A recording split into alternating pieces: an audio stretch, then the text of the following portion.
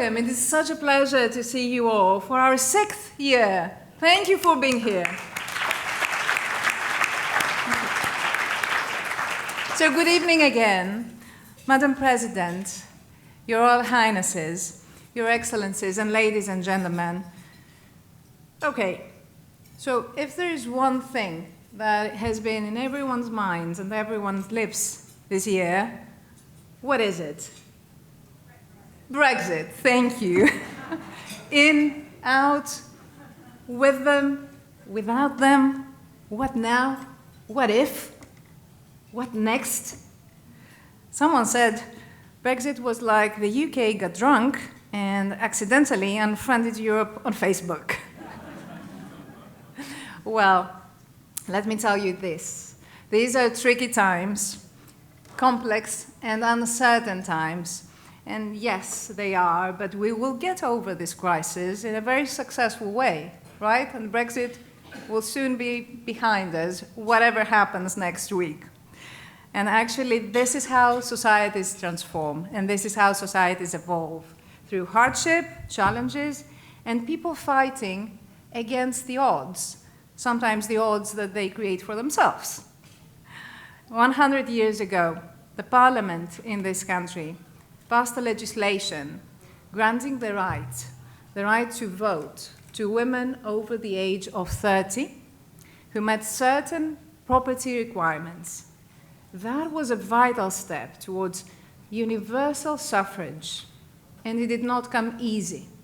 Nothing comes easy, nothing good comes easy. That was preceded by women activists who were determined to dedicate their lives, not only their efforts, but their very lives, to set the foundations for more egalitarian societies. And they paved the way for the new generations of women to speak up, to decide, to lead.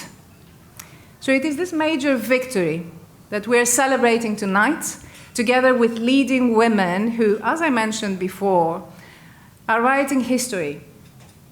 And they are here this evening with us.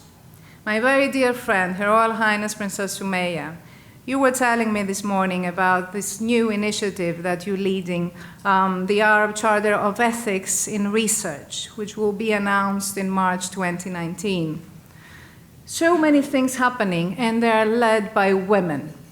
And some of you here are very well known, and we know about your stories because you are making headlines for all the good reasons.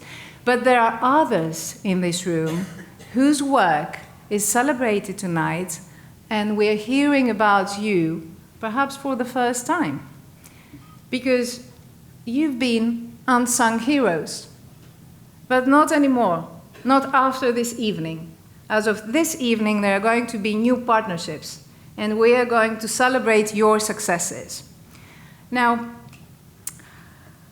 the very reason that Global Thinkers Forum was created was precisely to convene people and celebrate excellence, and to learn from wisdom, to learn from the best of the best, talking about the best of the best. Ellen Johnson Sirleaf.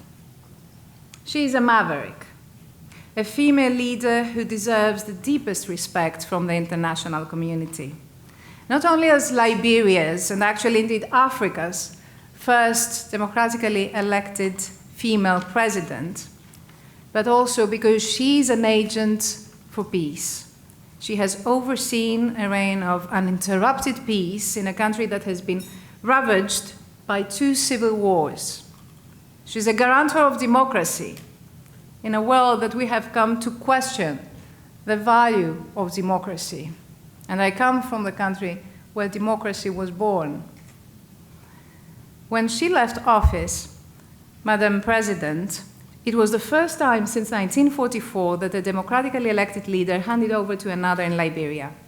Madam Johnson Sirleaf is an inspiration for women in Africa and internationally, and she's fighting tirelessly for women's empowerment. Let's watch a brief video, please, and then I would like to invite you, Madam President, on stage. The empowerment is now becoming from within. I see women who could not read or write, literate today. They're telling me, I want to go to school. When I voted 2005, I voted with a thumbprint. Yes. When I vote in 2011, I'm going to vote with my initial.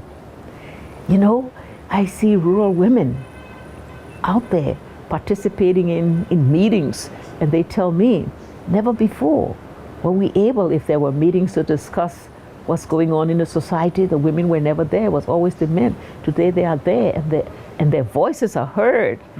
So it's the whole transformation of women and what they can be and their role in society.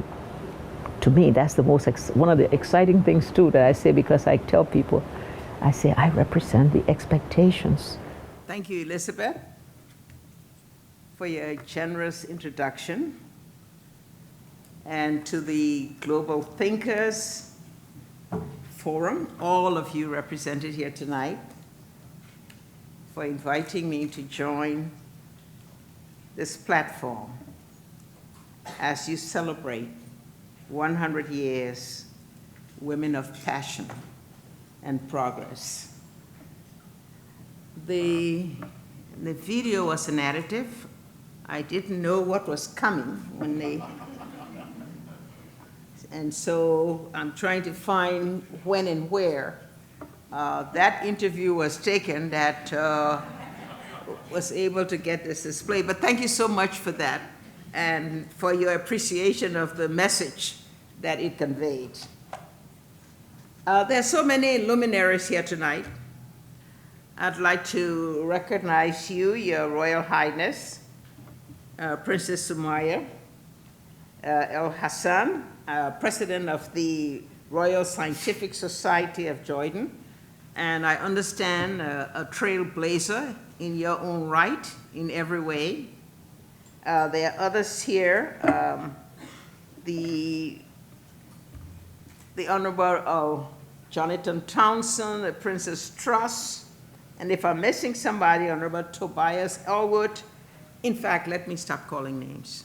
They're just too many, and I'm going to miss it. So let me say how wonderful it was to have met some of you even before tonight, and tonight to have met so many more, and some for the second time, all, like I say, all standing in their own rights as people who have accomplished things to be here. So, ladies and gentlemen, good evening to all of you.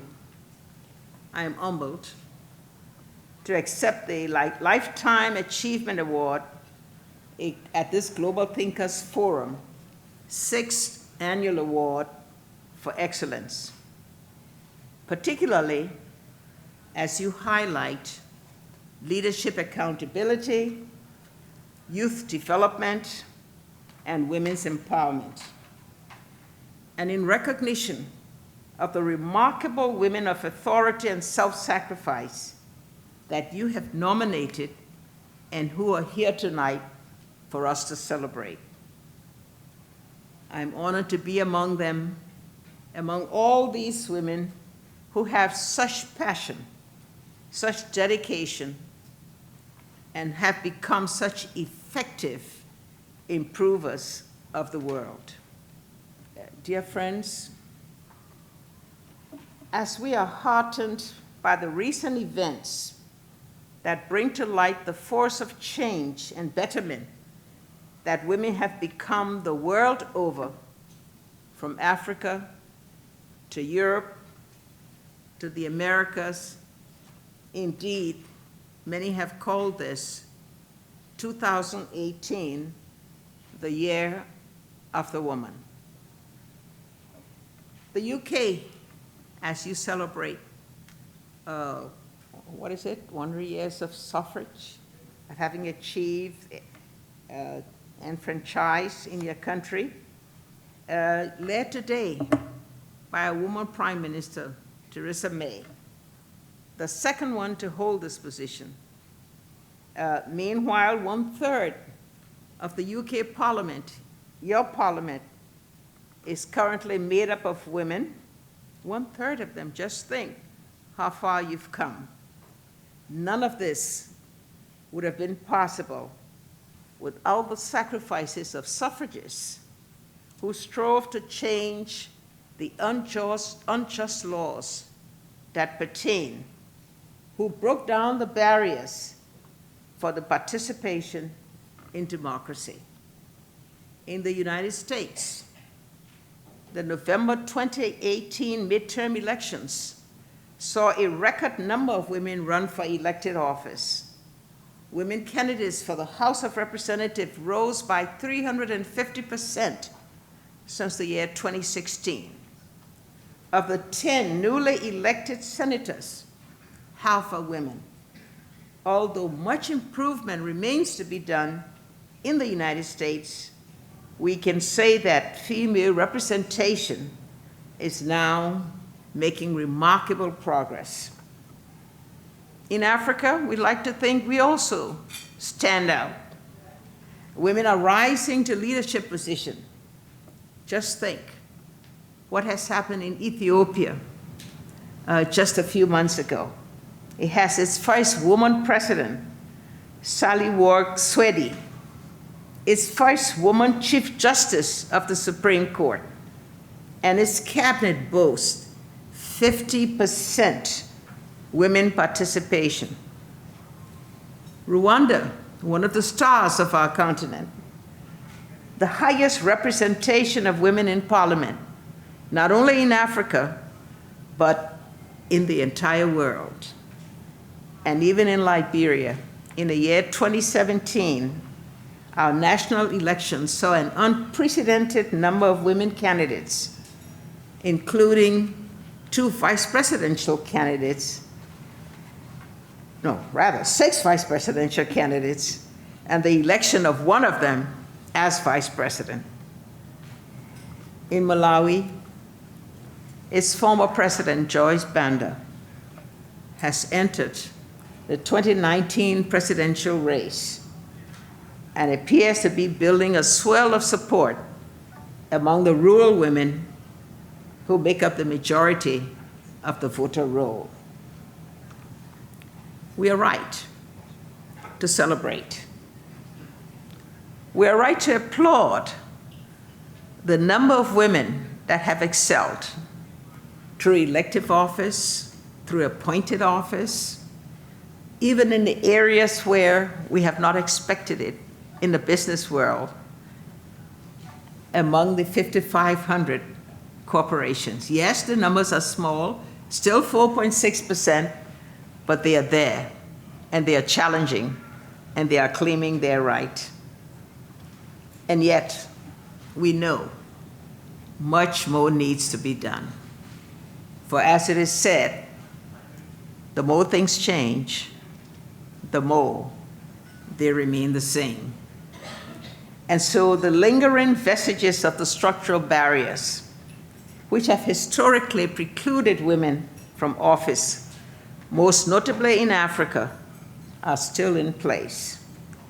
They include parties based upon patronage, misogyny, limited access to education for girls, disproportionate economic barriers for women, institutionalized corruption that keeps out women and their political outsiders who rarely are the agents that would be demanding change.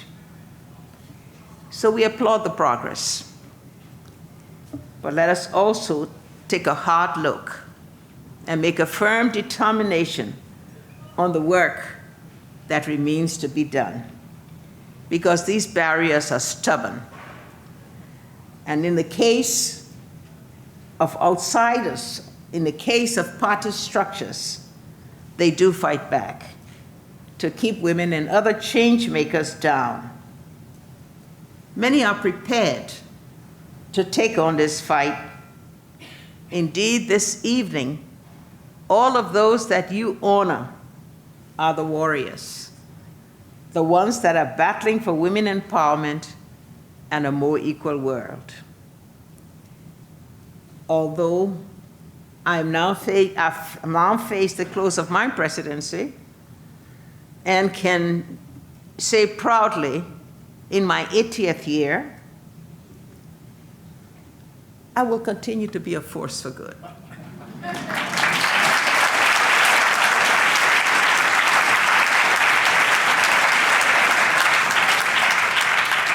And I intend to establish a center where I can focus my energy, where I can join others, join all of those, many of you in this room, who have made equal determination to continue to be a part of breaking down the barriers. And so we'll break them down as we lift up women and girls, one political outsider at a time, one change maker at a time, one success at a time, and they mount up. That is our challenge, that is our call, that is our duty. In the same vein, I'm delighted to know about Global Thinkers Forum that has launched Athena 40, the first ever global ranking of the top 40 most powerful female minds. This is a positive step in singling out the significant contributions that women make in the world and our potential for the future. The Global Thinker Forum also actively seeks to empower the next generation of leaders. One way they do this is through the Global Thinkers Mentors Program, which pairs top-level professionals from a wide array of sectors to future leaders across the globe. By connecting mentors and mentees, this program gives young women one-on-one guidance that helps them to establish their career paths, learning new skills, and growing professionally. This Global Thinkers Forum also supports a wide array of projects around the world, some of which I've just learned in the last couple of days as I've met with Elizabeth and some of the leaders, and to see how much they are doing to change the world for creating a better future, nurturing a greater generation, a new generation of leaders. It is up to us, each and every one of us, to break barriers, to push forward, to illuminate the path for the generation coming behind us. Many of you will have a long time to do this. Many of us have already had a long time to do this. But as we push forward, those who have already passed those years and accomplished what we know, what we see here, and those who are aspiring and expecting to become the next generation of leaders, we must all work to ensure that they achieve their goals, their expectations and their aspirations to leadership, to gender equality, to equal justice, equal participation, is one not only deserving, but one that has to be demanded. May we call upon all of us to stand up and be able to be a part of this movement when we can all say, as equal citizens of a changing world, we can work together to make it a different world. Thank you. Madam President, it is an honor to present you with this award. As a journalist, I have a question. What does success mean to you? To have made a difference in the life of one person, a basic difference where what they are today, they never were yesterday. Thank you.